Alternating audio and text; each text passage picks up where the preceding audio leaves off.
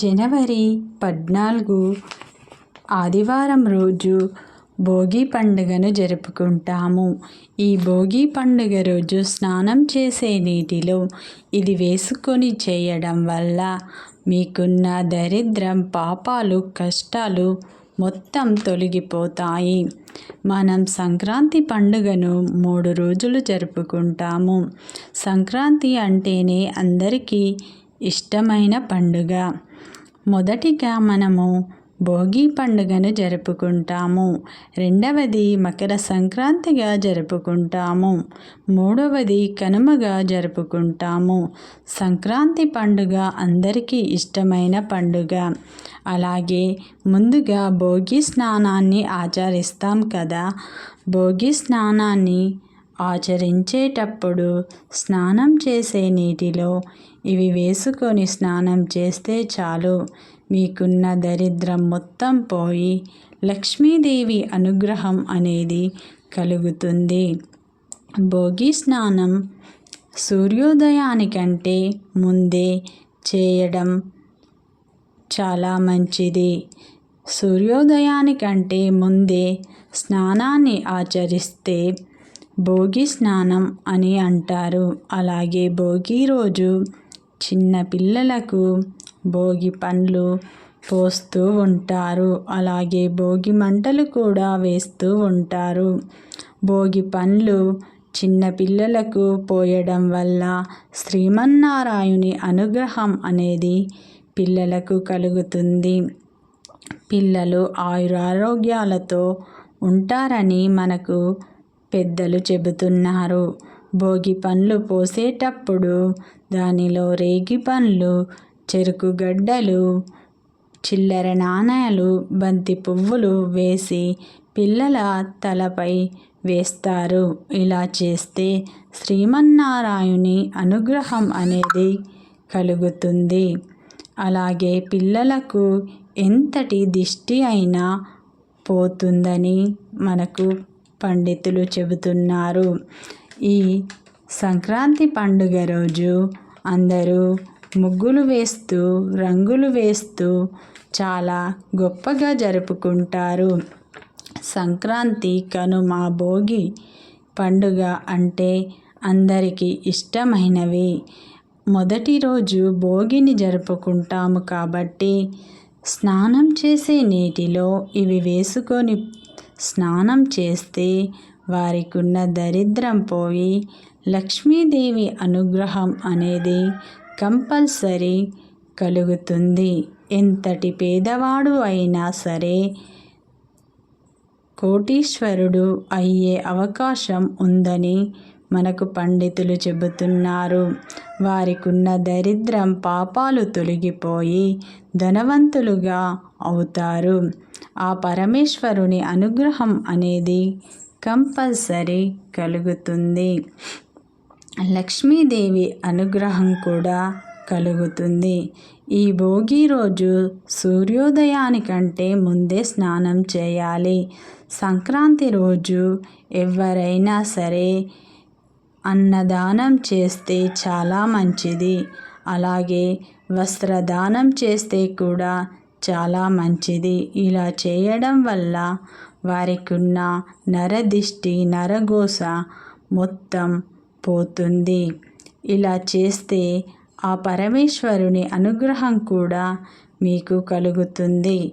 ఈ చలికాలంలో ఎవరైనా సరే పేదవారికి దుప్పట్లు దానం చేస్తే వారికి లక్ష్మీదేవి అనుగ్రహం అనేది కంపల్సరీ కలుగుతుందని మనకు పండితులు చెబుతున్నారు.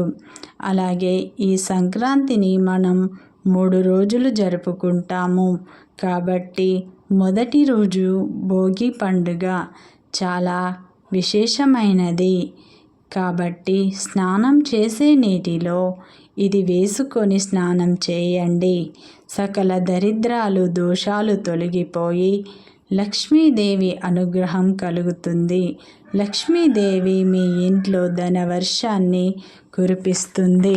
లక్ష్మీ కటాక్షం అనేది మీకు కంపల్సరీ కలుగుతుంది.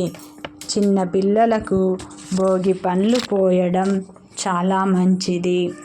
ఈ భోగి పండ్లు పోయడం వల్ల శ్రీమన్నారాయణుని అనుగ్రహం అనేది కంపల్సరీ మీకు కలుగుతుంది. అలాగే ప్రతి ఒక్కరూ భోగి స్నానాన్ని ఆచరించేటప్పుడు స్నానం చేసే నీటిలో కంపల్సరీ ఇవి వేసుకోండి. అలాగే సూర్యోదయానికంటే ముందే స్నానాన్ని ఆచరించండి. స్నానం చేసే నీటిలో దొడ్డుప్పు, అలాగే వేపాకు, అలాగే రేగి పండ్లు వేసుకొని స్నానం చేసినట్లు అయితే మీకున్న దరిద్రం మొత్తం పోతుంది. మీకున్న పాపాలు కూడా తొలగిపోతాయి. స్నానం చేసే నీటిలో ఇవి వేసుకోండి. దొడ్డుప్పు, వేపాకు, రేగి పండ్లు వేసుకుంటే మీకున్న దరిద్రం పోయి లక్ష్మీదేవి అనుగ్రహం అనేది మీకు కంపల్సరీ కలుగుతుంది.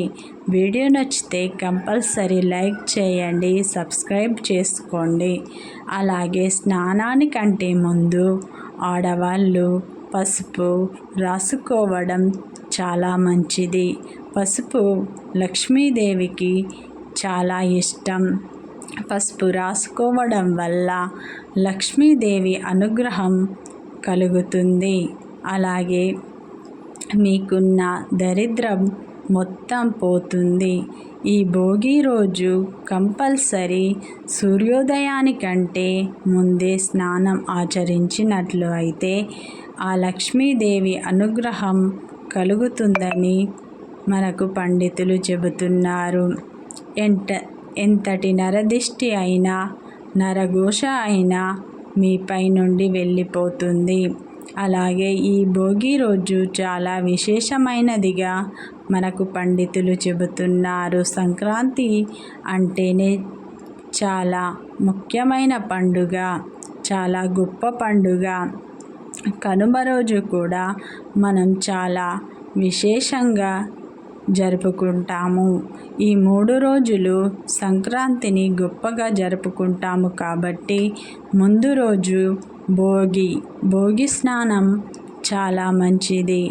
భోగి స్నానం చేయడం వల్ల మీకున్న కష్టాలు, దరిద్రాలు తొలగిపోతాయి. పిచ్చగాడు కూడా కోటీశ్వరుడు అవుతాడు అని మనకు పండితులు చెబుతున్నారు. ఇలా ఉప్పు అంటేనే లక్ష్మీదేవికి చాలా ఇష్టం. ఉప్పు నుండే లక్ష్మీదేవి ఉద్భవిస్తుంది కాబట్టి ఉప్పు, వేపాకు, రేగి పండ్లతో స్నానాన్ని ఆచరించండి. లక్ష్మీదేవి అనుగ్రహం, ఆ పరమేశ్వరుని అనుగ్రహాన్ని పొందండి. ఇలా సూర్యోదయానికంటే ముందే చేస్తేనే మంచి ఫలితం అనేది ఉంటుంది. కంపల్సరీ స్నానం చేసే నీటిలో ఇవి వేసుకోండి.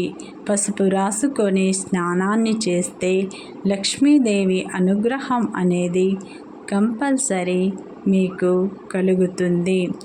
లక్ష్మీదేవి అనుగ్రహంతో మీ ఇంట్లో సిరుల వర్షం కురుస్తుంది.